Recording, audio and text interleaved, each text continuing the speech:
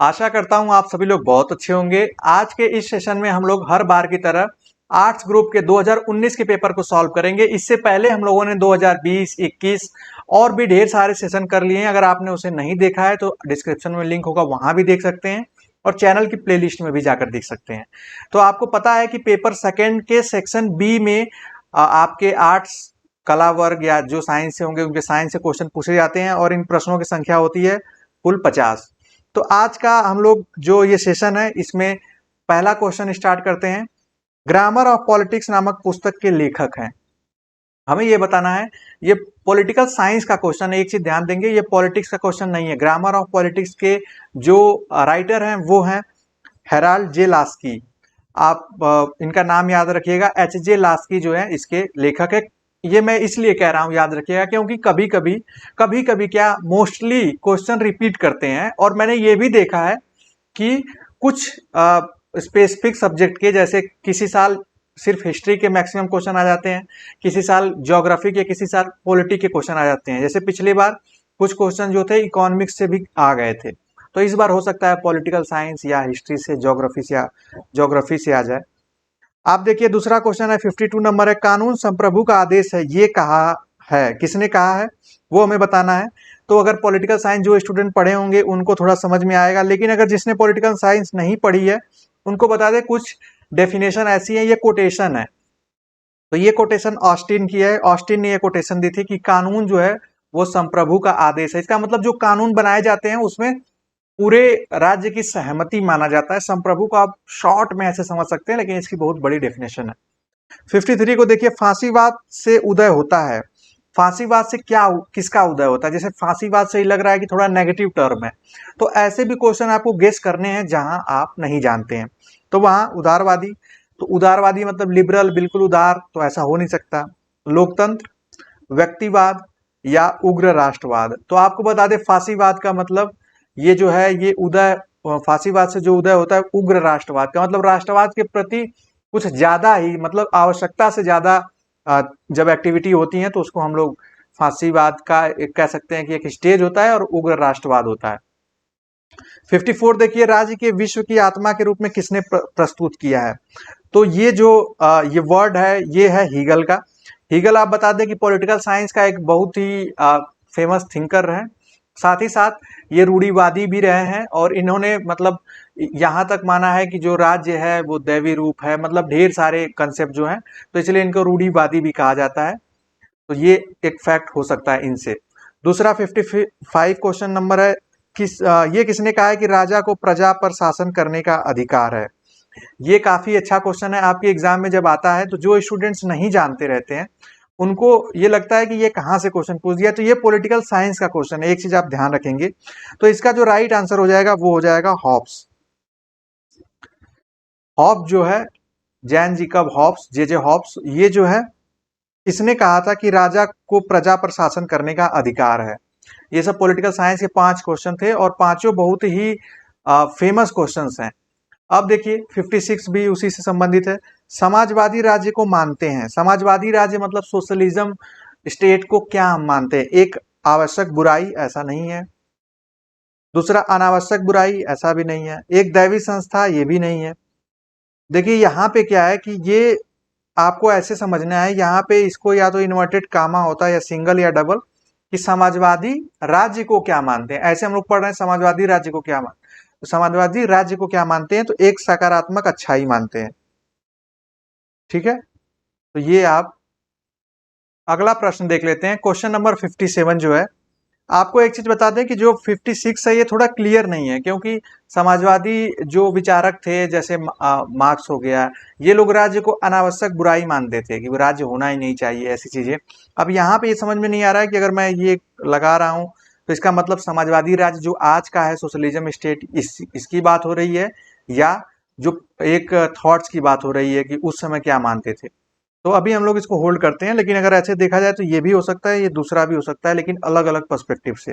57 देख लीजिए, भारतीय संविधान के किस भाग में पंचायतों से संबंधित प्रावधान किया गया है? तो ये आप लोगों को पता है कि भाग 9 जो है, इससे क्वेश्चन हमने पिछले कुछ सेशन में किया है। भाग 9 में ही पंचायती राज को रखा गया है और प्रावधान संबंधित है। आर्टिकल 243 ये याद रखिएगा, 243 ए से लेकर ओ तक ये जो है ये ग्राम पंचायत या आप कह सकते हैं पंचायती राज के ही संबंधित इसमें जो आर्टिकल्स हैं वो दिए गए हैं। अगला प्रश्न देखिए आप लोग, 58 नंबर क्वेश्चन है आप लोगों के सामने। संविधान में लोकसभा सदस्यों की अधिकतम निर्धारित संख्या कितनी है? एक चीज ध्यान दीजिएगा, निर्धारित कितनी है, निर्वाचित होती तो वो अलग होती, यहाँ पे निर्धारित संख्या है मतलब मैक्सिमम सीट्स कितनी है। पिछले सेशन में मैंने कराया था तो कुछ स्टूडेंट्स ने कहा था कि सर 550 नहीं 552 होगा, तो ये डिपेंड करेगा आपके ऑप्शन पे, क्योंकि संविधान संशोधन के द्वारा देखिए इसका राइट आंसर तो होगा 552, लेकिन संविधान संशोधन के द्वारा जो 2 आंग्ल भारतीय की सीटें थी जो एक तरीके से वो मनोनीत की जाती थी तो उनको हटा दिया गया है, तो ऐसे देखा जाए तो 550 होगा। लेकिन ये भी ध्यान रखिएगा अगर आपकी एग्जाम में 552 नहीं आता, 552 नहीं आता है तो आप 550 को ही टिक करेंगे, इस चीज का आप ध्यान रखिएगा। 59 नंबर क्वेश्चन आप देख लीजिए कि राज्यसभा का पदेन सभापति होता है, एक्स ऑफिसो उसको कहते हैं, वो कौन होता है? तो आपको पता होना चाहिए कि जो राज्यसभा का पदेन सभापति होता है वो उपराष्ट्रपति ही होता है। और उपराष्ट्रपति आपको बता दें कि कभी कभी क्वेश्चन ऐसे बन सकते हैं कि वो कौन सा ऐसा पद है जो अपने पद पे पैसा मतलब सैलरी नहीं लेता है, तो ये माना जाता है कि वो सभापति होने इनकी सैलरी दी जाती है, राष्ट्रपति पद की नहीं दी जाती, सॉरी उपराष्ट्रपति, तो वहां उसमें नहीं जाना है, आपको सिंपली यही समझना है। अगला आप देख लीजिए 60 नंबर क्वेश्चन जो है, प्रधानमंत्री की नियुक्ति कौन करता है? तो प्रधानमंत्री जो पार्टी जीतती है उसमें से अपना एक लीडर को आगे करती है, जो जीती हुई पार्टी, तो यहाँ पे राष्ट्रपति जो है उनकी नियुक्ति करता है, ऐसा माना जाता है। ठीक है, माना का मतलब जैसे व्यवहार में तो ऐसा नहीं होता है, लेकिन हम सैद्धांतिक रूप से मानते हैं राष्ट्रपति उनकी नियुक्ति करता है। अब देखिए नेक्स्ट क्वेश्चन जो है, मैं इसको थोड़ा स्क्रॉल कर दे रहा हूं जिससे कि आप लोग ये देख पाए। यहां आप देख सकते हैं क्वेश्चन नंबर 61 है, राज्यपाल की नियुक्ति कौन करता है? वहां आपको प्रधानमंत्री था, यहाँ पे राज्यपाल है, तो राज्यपाल की नियुक्ति राष्ट्रपति करता है। तो ये आप ध्यान रखिएगा, जितने भी हमारे हर स्टेट के राज्यपाल हैं उनकी नियुक्ति, हालांकि ये व्यवहारिक रूप से कहा जाए तो कैबिनेट करती, इनके अब सहमति से करती है, लेकिन उसके लिए राष्ट्रपति स्वतंत्र भी नहीं होते हैं, वो उस रूलिंग पार्टी से संपर्क करते हैं, फिर वो उनको बताते हैं, तब वहां होता है, लेकिन हमें ये याद रखना है। 62 देख लीजिए, भारत का सर्वोच्च न्यायालय कहाँ अवस्थित है? ये नाम लेते ही सर्वोच्च नाम लेते ही आपको याद आ जाएगा कहाँ का, वो है दिल्ली, दिल्ली का, नई दिल्ली। अब देखिए 63 नंबर क्वेश्चन है, संविधान सभा की प्रथम बैठक कब हुई थी? तो आपको पता है कि 1900 जो संविधान सभा थी 1946 में बनी, उसकी जो प्रथम बैठक थी वो 9 दिसंबर 1946 को हुई थी, जिसके अस्थायी अध्यक्ष जो थे सच्चिदानंद सिन्हा थे, क्योंकि वो सबसे एजेड थे।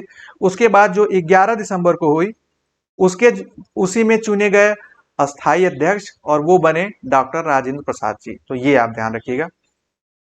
64 नंबर क्वेश्चन है, मौलिक कर्तव्यों को किस देश से ग्रहण किया गया है? देखिए पॉलिटिकल साइंस के इस सेट में काफी ज्यादा क्वेश्चंस हैं। मौलिक कर्तव्यों को किस देश से ग्रहण किया गया है? तो मौलिक कर्तव्य आपके डीपीएसपी के बाद 51 ए या क आप कह लीजिए उसमें जुड़े हैं। ठीक है, और ये कहां से लिए गए हैं? ये सोवियत संघ रूस से लिए गए हैं। मौलिक कर्तव्यों की संख्या भी पूछी जाती है, और मौलिक कर्तव्य कुछ याद कर लीजिएगा, कभी कभी हो सकता है ऑप्शन में आ जाए कि इनमें से कौन सा मौलिक कर्तव्य नहीं है, और वो बाद में जोड़ा गया है, 1976 में जोड़ा गया है 42वें संविधान संशोधन द्वारा, जो कि सवर्ण सिंह कमेटी की सिफारिश पे उसको जोड़ा गया था। ये फैक्ट आप लोग याद कर लीजिएगा। 65 देखिए, किस देश में सर्वप्रथम पुनर्जागरण प्रारंभ हुआ? रेनेसा उसको कहते हैं। पुनर्जागरण सर्वप्रथम इटली में स्टार्ट हुआ था, इटली के फ्लोरेंस नामक जगह से स्टार्ट हुआ, और इसमें भूमिका थी, जो सक्रिय भूमिका थी वो थी दांते नामक कवि की। ये भी आ सकता है आपके एग्जाम में, दांते नामक कवि थे, डेकार्टे इंग्लिश में लिखा होता है कहीं कहीं, तो उससे आप समझ जाइएगा। 66 देखिए, शेक्सपियर किस देश का नागरिक था? विलियम शेक्सपियर आप सभी लोग जानते हैं, इंग्लिश में वो बहुत बड़े महान कवि और आप राइटर कह सकते हैं उनको। ये जो थे ये इंग्लैंड के नागरिक थे, ये आप याद रखिएगा। उसके बाद हम लोग नेक्स्ट क्वेश्चन करते हैं, रूसो कौन था? रूसो वैज्ञानिक था, लेखक था, कवि था, दार्शनिक था? तो रूसो बहुत नामी दार्शनिक है। पॉलिटिकल पॉलिटिकल थॉट्स इसने बहुत दिए हैं, साथ ही साथ एजुकेशन पे भी इसने बहुत सारी बातें कही हैं। तो ये आपके एग्जाम में इसके आने की पॉसिबिलिटी ज्यादा है। उसके बाद मैं इसको थोड़ा सा स्क्रॉल कर ले रहा हूँ। हाँ, आप देखिए 68 जो है, सर्वप्रथम औद्योगिक क्रांति कहाँ हुई थी? जो इंडस्ट्रियल रेवोल्यूशन था वो इंग्लैंड में हुआ था, आप सभी लोग जानते हैं, तो इसको बताने की जरूरत नहीं है। क्रांति से हमेशा क्वेश्चन आते हैं, ये याद रखिएगा। 69 देख लीजिए, बोस्टन टी पार्टी या चाय पार्टी घटना किस क्रांति से संबंधित है? तो बोस्टन टी पार्टी में हालांकि ऐसा कोई पार्टी नहीं हुई थी, वहां जहाजों से चाय जो थी, चाय आती थी, उसको लोगों ने विरोध के रूप में, क्रांति के रूप में, या आप कह लीजिए वहीं से विरोध या क्रांति की शुरुआत हुई थी। उन्होंने चाय को ही समंदर में गिराना शुरू कर दिया, तो उसी को बोस्टन टी पार्टी कहा जाता है। ये अमेरिका में शुरुआत हुई थी इसकी। हिटलर का संबंध किस देश से था? तो हिटलर आप सभी लोग पता है कि जर्मनी से था। जर्मनी, हिटलर, हिटलर जर्मनी, ऐसे आप याद कर सकते हैं। उसके बाद हम लोग अगला देखते हैं, क्वेश्चन नंबर 71 देख लेते हैं हम लोग। रूसी क्रांति किस वर्ष हुई थी? जो रशियन रेवोल्यूशन है ये भी पिछले जो हमने 2021 में देखा, 20 में देखा, उसमें भी आया था एक जगह, वो 1917 में हुई थी। तो ये भी याद रखिए। इसका मतलब है कि क्रांति से क्वेश्चन आते हैं, एक बार आप लोग प्लीज उसको देख लीजिएगा एग्जाम देने से पहले। 72 है कि भारत में पुर्तगाली साम्राज्य का वास्तविक संस्थापक कौन था? तो पुर्तगाली का नाम आएगा, देखिए ऑप्शन में, Almeida, Vasco D gamma, Columbus, Albuquerque. जो अल्बुकर्क है ये वास्तविक संस्थापक है। और वास्को डी गामा तो यात्रा किया था और वो उसने खोजा था, वो अलग है, लेकिन सही मायने में जो वास्तविक संस्थापक था पुर्तगाल साम्राज्य का भारत की भूमि पे, वो अल्बुकर्क था। 73 आप देख लीजिए, प्लासी का युद्ध किस वर्ष लड़ा गया था? प्लासी का युद्ध हो गया, बक्सर का युद्ध हो गया, जितने युद्ध है, चाहे वो हल्दी घाटी हो, खनवा का युद्ध हो, जो उधर अगर आप कहें तो हल्दी घाटी हो गया। इसके बाद एक और युद्ध आता है जो कि आप कह सकते हो जो बाबर के समय के हुए थे, वो भी युद्ध जो है उनको आप याद रखिएगा। पनीपत का युद्ध आता है, इसको याद रखिएगा, उसकी डेट याद रखिएगा। प्लासी का युद्ध जो हुआ था वो हुआ था 1757, और 1857 आप जानते ही हैं, एक ये भी इत्तेफाक है। और उसके बाद एक बक्सर का युद्ध है जो कि 1764 में हुआ था, उसको आप लोग याद रखेंगे। ये इसी से संबंधित है क्योंकि अंग्रेजों से ही युद्ध हुआ था वो। 74 देखेंगे, ब्रह्म समाज की स्थापना कब हुई थी? ब्रह्म समाज की स्थापना 1828 में हुई थी। अब भारतीय इतिहास में जो मॉडर्न हिस्ट्री में जो कुछ समाज हुए, मतलब ब्रह्म समाज, आर्य समाज, ऐसे क्वेश्चन आपको मिलेंगे, तो ये भी आप लोग एक बार रिवाइज कर लीजिएगा। सत्यार्थ प्रकाश का संबंध किससे है? तो सत्यार्थ प्रकाश का संबंध आर्य समाज से है। आर्य समाज के संस्थापक थे स्वामी या दयानंद सरस्वती, स्वामी दयानंद सरस्वती जी, उन्हें आप जोड़ के इससे देख सकते हैं। 76 देखिए, अहमदिया आंदोलन का संस्थापक कौन था? तो अहमदिया आंदोलन का संस्थापक जो था वो मिर्जा गुलाम अहमद था, ये याद रखिएगा। असहयोग आंदोलन कब प्रारंभ हुआ था? वो 1920 को प्रारंभ हुआ था। और ये कह सकते हैं कि गांधी जी का जो नेशनल लेवल पे एक जो मूवमेंट था उसमें ये आता है, ठीक है। उससे पहले हालांकि उन्होंने चंपारण, खेड़ा और कई अहमदाबाद, कई जगहों पे उन्होंने किया था। क्वेश्चन वैसे बन सकते हैं। साइमन कमीशन भारत कब पहुंचा? इससे हमेशा क्वेश्चन आता है कि साइमन कमीशन, और साइमन कमीशन इतना इंपॉर्टेंट है आप लोगों के लिए, तो आप देख सकते हैं इसका ऑप्शन है 1923 में, 1928 में, और 1927 में, या 1929 में। आप लोग इसको बताएंगे क्योंकि ये आप लोगों ने पढ़ा होगा। इसका राइट आंसर हो जाएगा 1928। आपको बता दें, इससे 2-3 फैक्ट जान लीजिए। ये फाउंड किया गया था, मतलब ये कमीशन बनाया गया था जो, वो 1927 में ही बनाया गया था, नवंबर में ही बना लिया गया था, लेकिन वो भारत आए थे फरवरी में लगभग आते हैं वो 1928 में।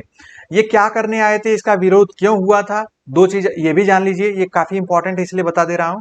1919 का जो गवर्नमेंट ऑफ इंडिया एक्ट था उसके रिव्यू के लिए ये लोग आए थे, और उसमें देखने आए थे कि क्या रिफॉर्म्स किए जा सकते हैं।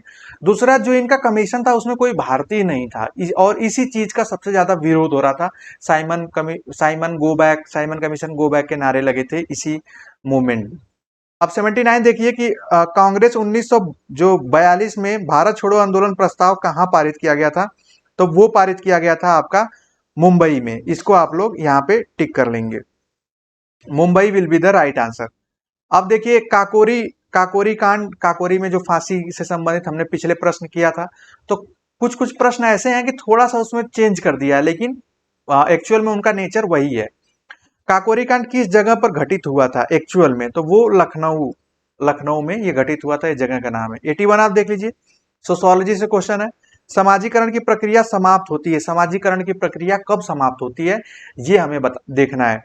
बचपन में, युवावस्था में, प्रौढ़ावस्था, मृत्यु के बाद। तो आपको बता दें सोशलाइजेशन की जो प्रोसेस है वो डेथ के बाद ही खत्म होती है, उससे पहले हम लोग हमेशा समाज में रहते हैं और समाज में सीखते रहते हैं। तो ये चीज आपको ध्यान देने की है। अब हम लोग इसको स्लाइड कर लेते हैं नेक्स्ट की तरफ। क्वेश्चन नंबर 82 देख लेते हैं। संयुक्त परिवार का लक्षण है, ये हमें बताना है।